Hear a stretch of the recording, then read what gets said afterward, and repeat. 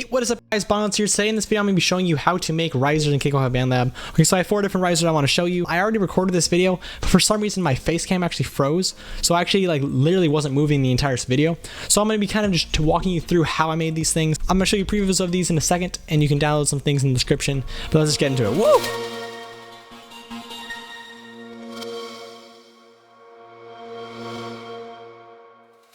Okay, so let me kind of show you what we're working with and why we need to have a riser.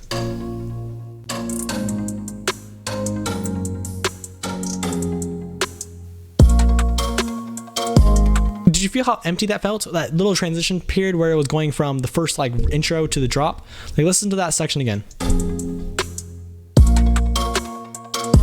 It kind of sounded cool having nothing there, but I think it really does need to have a transition effect so that it kind of builds you into the next section. So here's the first riser I want to show you how to do, and I'm going to kind of recreate it so I can kind of show you along. That's what the first riser sound like, and let me show you how I did it. So basically what I did was I wanted to take the first chord of the next drop, and I wanted to cut off the first chord and then reverb that out a little bit to make a really interesting sound. So I grabbed the 4 sections right here, I copied them onto a random area over here. Then when I was over here, I deleted all the other chords over here so we only had this first sound. Here's what it sounds like. That's pretty nice. So then what I did was I exported the audio of just this one little section. And here's how you do that. What I want you to do is I want you to right click in this top little area and go hover over modules. And I want you to choose the same exact modules I have here. These are just the best ones I feel like for making trap beats. I really think that you should just select these so that you have the same kind of workflow as I do. And you also be able to see this little export section. Then what I want you to do is hit Control A so you select everything in the entire song. And then go back to the very beginning and drag this little green bar all the way over. So the important thing is what this green bar is selecting. So now we can drag this little green bar over here so we're make sure we start where the audio starts, and we can also drag this over here so that we make sure we get all of the reverb tail in. So now here's what it sounds like.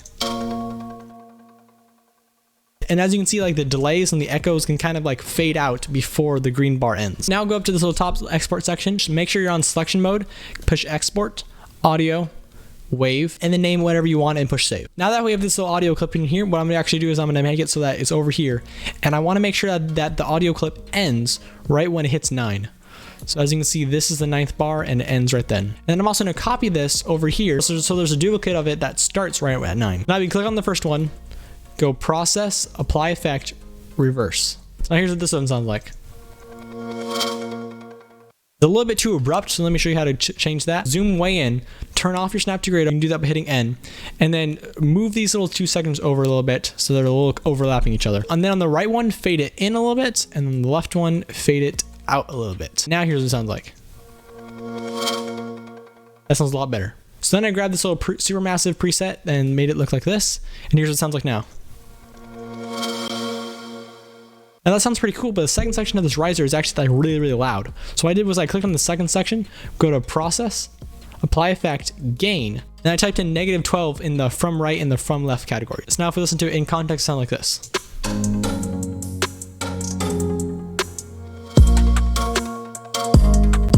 That's very nice. So now I'm going to show you how to make a white noise riser that sounds like this.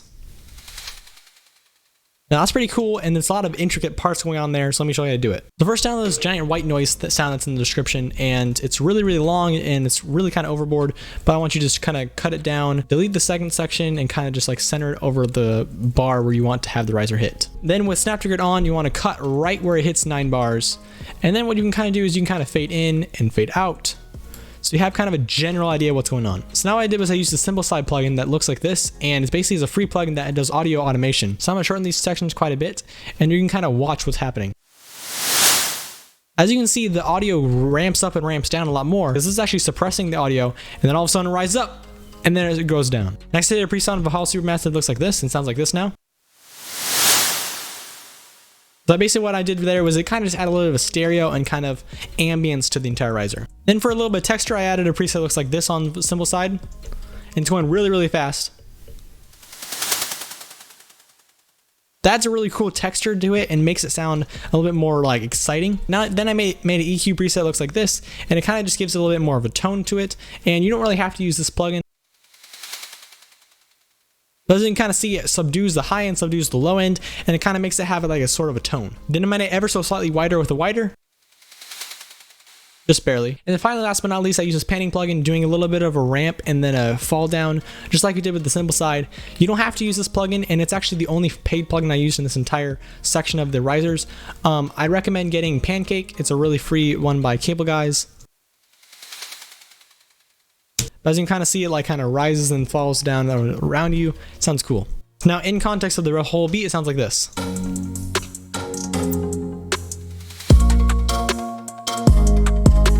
Nice. So next one, basically what I did was I took the same little audio file from the blum that I used earlier, and what I did was I actually just played it out, so it sounds like this. But I added a lot of reverb with absolutely no dry and a lot of wet. Sounds like that. I'm using this ambience plugin. I'm pretty sure these are basically default settings, and it just sounds really cool. So then I hit the freeze button so that it kind of like consolidate the reverb and the actual sound together. And then what we can do is we can actually just chop off the beginning and then fade the little beginning, so it sounds like this. So that has a really good ambience to it. And then finally, we kind of do what we did before. We just drag this so that it ends right at the very end. Drag this so that they kind of touch each other, and then click the first one, process, apply effect, reverse. They kind of just fade into each other. What I did was I zoomed in, moved this over a little bit, this over a little bit, fades. It's just really, really good ambience. This last one was probably the most complicated one, but it was also sounding really, really cool. Listen to what it sounds like.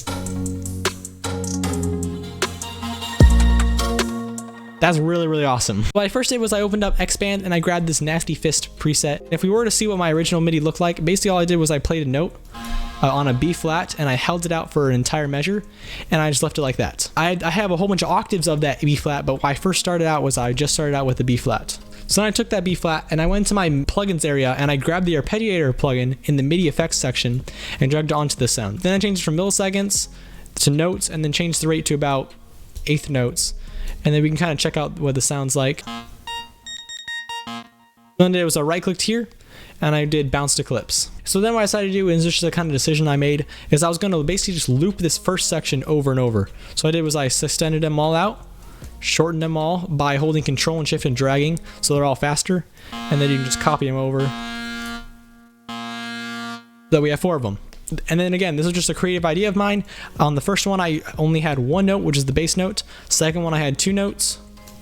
Third one, I had 3 notes. And the fourth one, I had 4 notes. Now it sounds like this.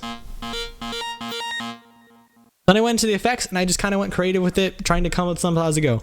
So I used an ambience plugin. It's very similar to the last preset, except this one I had a lot of dry in it and only a little bit of reverb in it. So now it sounds like this. So it just gives a little bit of ambience. Then I added a Camel Crush on here. And then I used this Simplified plugin to give it a little bit less reverb almost. Kind of making it a little bit more choppy. Now that sounds really, really cool in my opinion.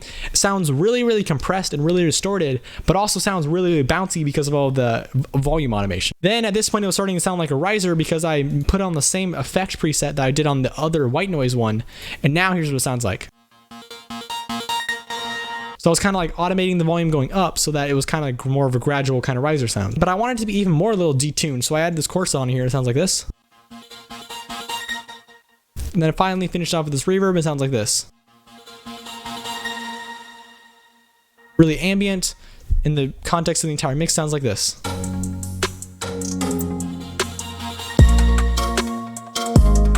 Really, really nice. Now if you listen to all 4 of those together, it really sets the tone for how the rest of the beat will be played out.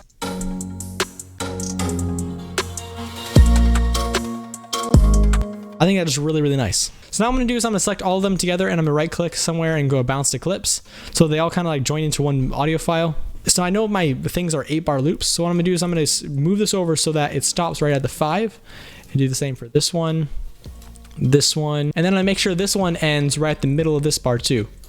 So 13, I think that is. And the reason that we make them so much bigger is because now what we can do is we can select all 4 and hit Control D and then just copy them around.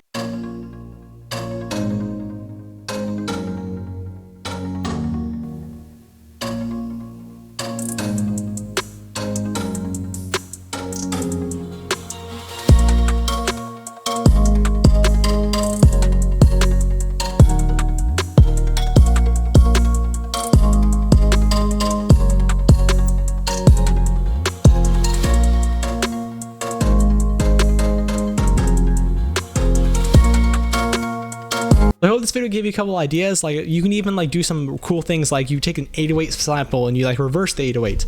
Like there are really endless things that you can do using the reverse feature. I just wanted to show you like the most basic, using like reversing of the melody instrument and also doing some automation with some volume. But anyway, if you like this video, the like button. If you really liked it, the subscribe button. Thank you guys so much for watching. It really means a lot to me. I love to answer your guys' questions. Let me know if you have any video suggestions in the comment section. Join my Discord. See you guys later. Woo!